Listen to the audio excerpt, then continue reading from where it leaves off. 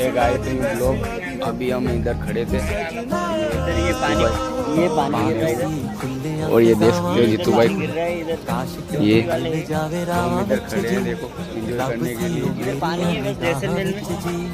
जैसलमेर नहीं जा रहे।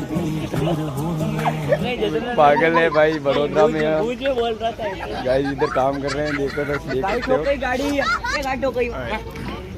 ये बोल रहा है गाड़ी ठोक ठुक की है उधर, देखो झूठ बोल रहा है लोगड़ा, कसम से खा रहा है भाई।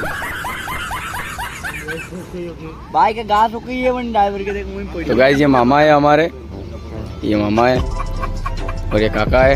इधर बेस हो गई इधर, और ये तो गाइस उधर गाड़ी ठुक चुकी है। मामा देखो पुरानी लेके खड़ा है उधर।